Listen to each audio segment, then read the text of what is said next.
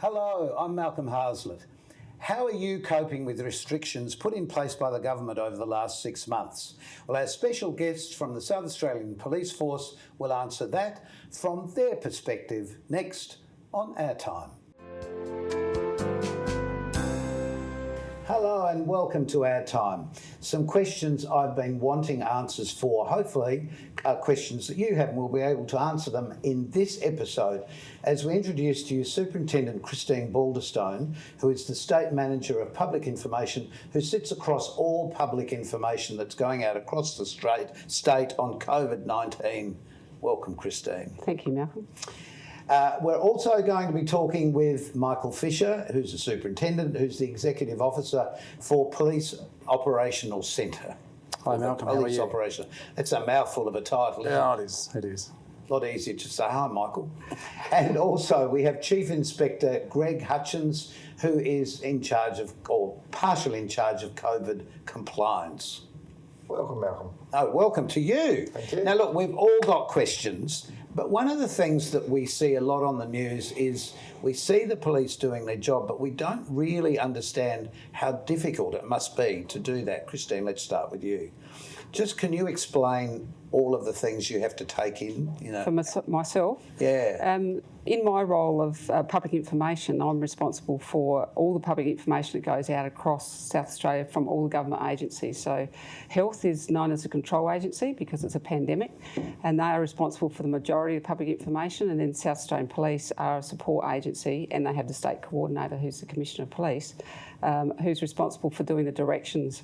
So my role is to ensure that all the information that goes out is accurate and timely, and when we put our direction out, I'm responsible for ensuring that they're explained in a simplistic way, because it's actually quite complex law. Well, yes, absolutely. But you get all that information from the medical health professionals? So the information that goes out from health, they put it past me to make sure that it's accurate, and it's accurate in relation to the directions. And so, the directions are what they give you that you have to implement, basically. Yeah, so you would hear the fact that we have public activity directions, we have cross-border directions.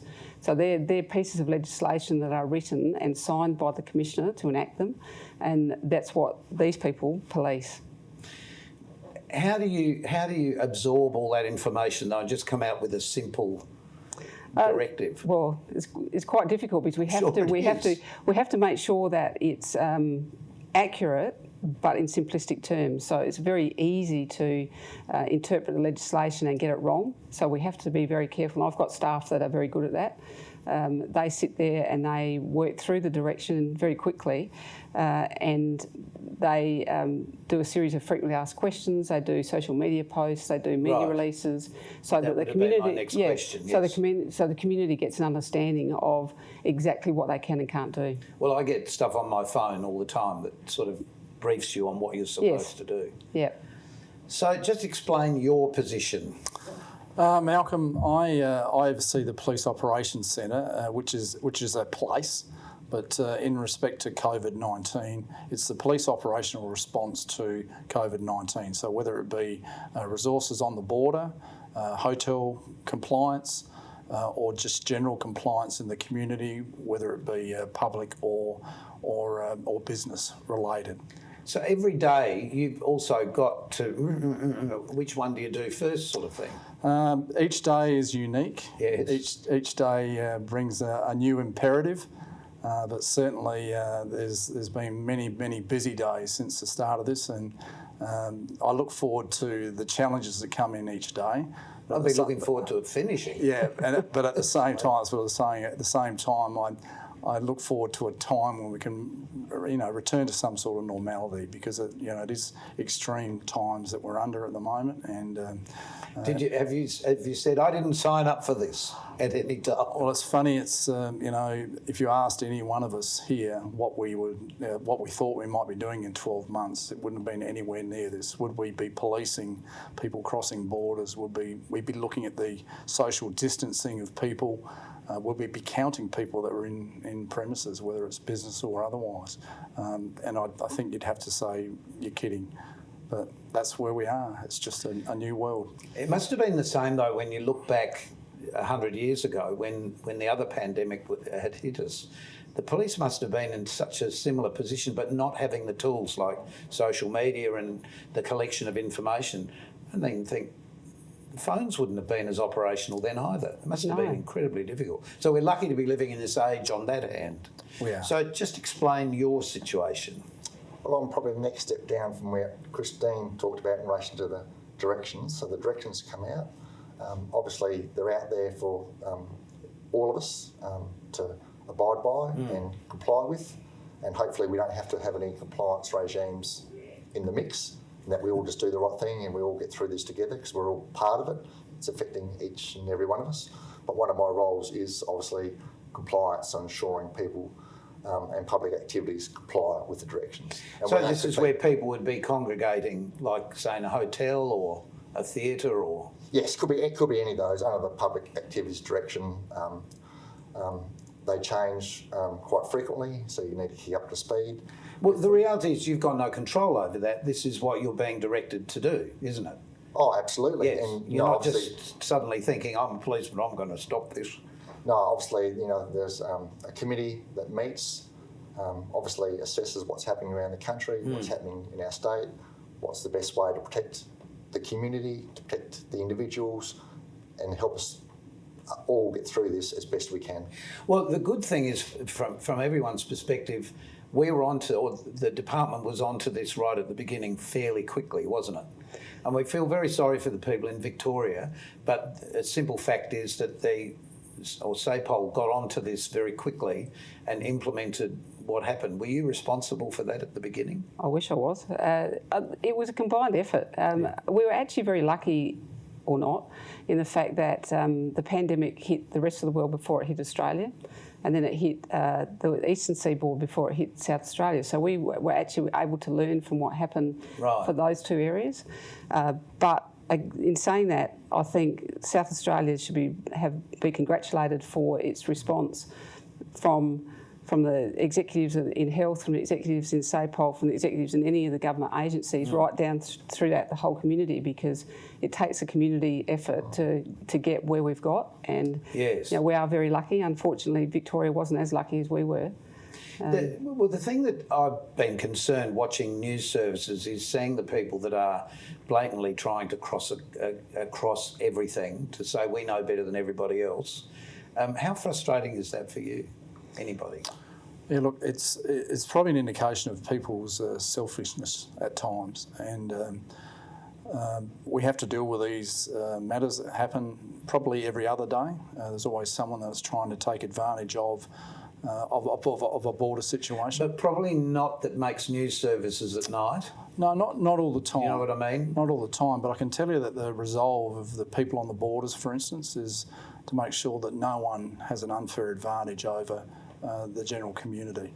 And I just want to go back on the compliance side, and when Christine was talking about the community, they are to be congratulated, because without that compliance that we get from the community, we could be in a whole different space, Just hard to get your head around what's really happened, I guess, for everybody. Yeah. But it must also be for you, because it's sort of a complete swing. For you, has it changed the way that you operate on a daily basis?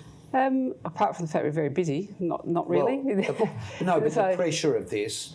And also, if we were talking before and just saying, if we'd had a lot of breakouts here, if it had spread, how would you have felt about that? This would have affected you guys. Oh, and I mean, we're all human, so we all have families as well, and elderly parents that we have to be concerned about and make sure that they're okay. So we're no different to anyone else. In response to it, we've just got a job to do, and we do it as best we can. I mean, I've learned a lot from doing it. We're used to doing things like fires and stuff like that, where you have a short spurt of a response, whereas this has got longevity to it. So we not only have to maintain our own self well-being, but we have to maintain the well-being of all of our staff as well. And the Just community. touching on for example, the fire situation, that would be a different, ever-changing thing on a moment-by-moment basis. Yeah. But this is different again, isn't it? Because you're looking at longer-term decisions to be made, I guess. Yeah, and they can plan ahead as best they can, but it still happens. And if you see what happened in Melbourne, it happened very quickly, and they were caught on the back foot, and they had to make the best decisions they could. So it Really, that's what everybody's trying to do. exactly, isn't it, really? and it's new for everyone. We've never been in this situation before. No. So our response is going to be varied and It's humankind really with a challenge across the whole planet. oh, absolutely. It almost feels like it's a sort of a full stop, in our human development. It feels like something's happened to say, just hold it for a minute, recognise what you've got that's valuable and learn to live better together. Look, we'll be back to talk a lot more with these three lovely people, Christine, Michael and Greg, in just a moment.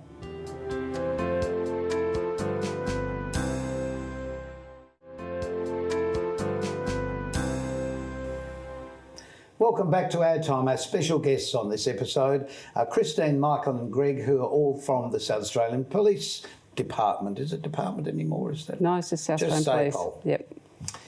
I should ask you about what's happening in the hotel area, because a lot of people are a bit sort of confused as to whether they have to sit down, stand up, whether they can meet their friends, whether they can dance in a hotel or any venue of that type. What's the story? Well, the hotels fall in under the Public Activities Direction, and it starts off basic things such as density requirement. It used to be one person per 4 square metres, now it's down to one person per 2 square metres. Mm-hmm. One of the sticking points industry don't particularly like is the requirement to have seated consumption of food and beverage. And you can understand that, but there's obviously a reason for it. It's been known some hotels in New South Wales where the cluster has started, and we've all seen how quickly That's it right, can get absolutely. out. And if you've got a large number of people gathering together in close proximity, you could be in a lot of trouble. Look, for example, such as, I'll just move on slightly further, such as nightclubs. Yep. Currently, they are prohibited. Well, you're having a bit of a sweat and a jump up and down and a bit of a pant, I guess, as you're doing whatever. Exactly, and the other issue is you've got loud music, so people have to get up closer together to be able to talk. Yell in each other's ear, in fact. Exactly, and suddenly the chances of that virus being able to move from one individual to another can greatly increase because you're panting, you're speaking loudly, you're in a close environment, you're And indoors. if you've had a few drinks. You had a few drinks. And that's one of the reasons why. Christine's laughing here as if she knows that scene very well. No, I don't. I'm too old for that now. But when you were... No, I wasn't really into that. But you're right. The temptation to forget is the reality of what's happening in the rest of the planet is very real. Oh, absolutely. And I thought, look, and I will say this, look, as time's gone on, look, the community have done a great effort in, trying to comply and get through this together. But, I know over recent weeks, we have seen a little bit of complacency with some individuals out. Here in South Australia? Out at the scene. And look, and it's probably very easy to fall back to your own ways of standing in a bar, having a joke and a chat with a mate. Well, in truth, you sort of forget, is the truth. We all know this has happened, but it's like, I've just woken up from a bad dream. I'll just go on normally, isn't it? Oh, look, absolutely. And it must be for you too. Yes, it can be. You must have to think, yeah. Oh, no, hang on, I can't do that. Yeah, but that's, obviously we can't be everywhere. That's why under the directions now they've brought in 2 other initiatives such as... I'm a COVID marshal. Exactly. I never got a star. As long as you're showing your identification, that's all we care. As long as when you're identified as a COVID marshal, you're... Has that been helpful, do you think, having that, just anybody? Yeah, look, I think I've also done the training, so just to see what everyone was But in you're for. already the police. Yeah, I know, but at the same time, it sort of it's allocated people or responsibility to individuals in areas, and from what I've seen out in the public, they really take their role seriously, and it is about basic stuff, but it's stuff that we need to come to terms with these days. Social distancing, hand washing. All those sort of things contribute to keeping South Australia safe, and that's where we're at. So it's actually another way to get the message out. We talk about public information, and by getting people to do the training, they have to read the information as opposed to... And do a little test at the end. So it means that they're absorbing the information. Our biggest issue is people getting fatigued by the amount of information that's coming out. Well, yes, I can understand that. Well, talking about the information coming out though, you're pretty much over everything with information, like all of the social media platforms, the government website. Just where do we find the information if we're not particularly au fait with that? So the key website is covid19sa.gov.au. So we deliberately set it up that way that the South Australian Police website and health website both link into that. So if you Googled COVID-19, you'd probably find that if you're living in either Victoria or here in South Australia. Yeah, absolutely. And that's where we publish all the directions, but that's where we've also put all the frequently asked questions, so the simplified versions of it. Right. We can link people straight into doing their cross-border applications, the COVID marshal training, all the different documents that people have to complete are all on that one website.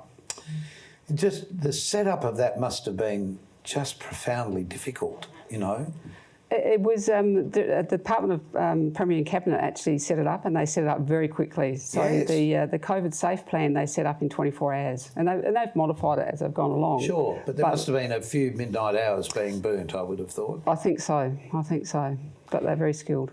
So just broadly, because historically we've been through this before, we do keep hearing people say, the new normal and it's never ever going to be the same again. Do you feel that, looking at history, because you're the history buff, aren't you? Yes, we did trade a few secrets, didn't we, before the interview? Yes.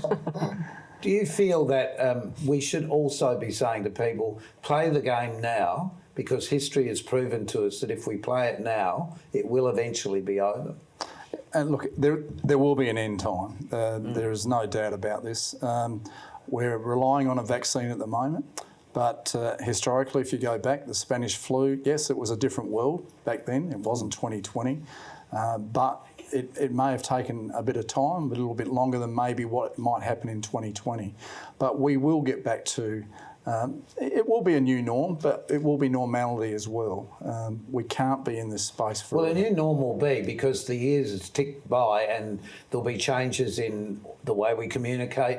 Like, people have suddenly started looking at themselves on the phone as we make phone calls, which prior to this I'd never really bothered to, but now it all seems suddenly very valuable. And with Zoom meetings and all of those sorts of things changing, have you been communicating a lot that way, or have you still had human-to-human contact? We probably do about 90% of our meetings on, we call it Teams or Zoom, which is good because you don't have to walk anywhere. You can just sit in your office and do it. Do you have to wear pants as well? Well, if you set your computer up properly, then probably not. But you have to wear a work shirt, so you can't do it, you can't do it in your pyjamas. Reminds me of newsreaders in days gone past. Yeah, we wear shorts. They'd come in their shorts or whatever and just look perfect up here, but not so much down there. Yeah. Well, what is for all three of you, what is your fervent wish that you would like to communicate to the public? We'll start with you again, please. I think, as I said right up front, we're all in this together. Yep. We're only going to get through this by working together. Yep. And it's not only the police, it's SA Health, all the other government agencies, all the industries, individuals, businesses, the public. But we're all the public, aren't we, at the end of the day? So we all have to play the game. Look, it affects us all. My wife did work in the airline industry. Now, no more. I feel for her and what's happened in the airline industry. because they're absolutely decimated. Well, same for me with the theatre. It's difficult because we can't do shows and we can't have people sitting next to each other. But I think most of us are trying to take the thing as responsibly as possible. We check temperatures and get the background information we need just in case. What about people now crossing over the border? Because there's issues there still, or have we got that under control? Look, I think it's under control. Christine spoke about it earlier, and so did Greg, about the job that South Australia has done as a community, and part of that has been restrictions on borders. Now, unfortunately, we are open to everyone except New South Wales and Victoria at present. I have a daughter that lives in Newcastle. I have my youngest daughter is getting married next month. So, and here or not there? Or here. So I've got issues. Well, you can at least go. Yeah, I can go, but maybe not my daughter. But what I'm saying is it impacts upon... Well, the one getting married, I hope she can go. She can go, yeah. Fine. So individuals there. But as the case numbers come down, we should relax those restrictions on the border and be open to New South Wales and Victoria very soon. But there have been people trying to sneak over the border from Victoria and also from New South Wales. Yeah. I'm not sure about Perth. Have you had any trouble there? Has it been... No. Well, they're a low exposure area, and I think also the distance compared. We spoke earlier about those that are taking advantage of some of the border restrictions. We're on top of that. Well, it's like cars and finding excuses and bringing animals over, and we've all heard those stories, and you keep thinking, why aren't people getting this? And also, just speaking of that, you must be so frustrated seeing your mates in other police situations having to cope with this. The naysayers, I suppose, is the best way to explain. Yeah, particularly Victoria. They're quite restrained in their actions of the people who, and people are allowed to have their say. Unfortunately, it's we live in a democracy, exactly. But there's got to be a but here somewhere. Yeah, they're probably not pulling together for the community. They're there for themselves, which is really unfortunate. But the police are doing a good job and trying to maintain the law and order that they need to. Why do you think people get it so wrong? Get the information so wrong. You just sort of got to... Look, we'll think about that for a tick because we've got to take a short break and we'll be back in a moment.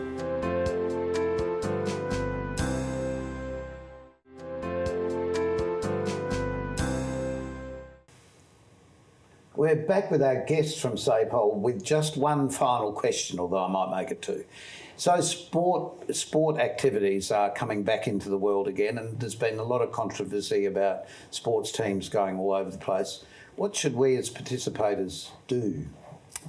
Look, Malcolm, one of the things I have been a little bit concerned about in the approaching weeks is the number of football finals that are going to occur.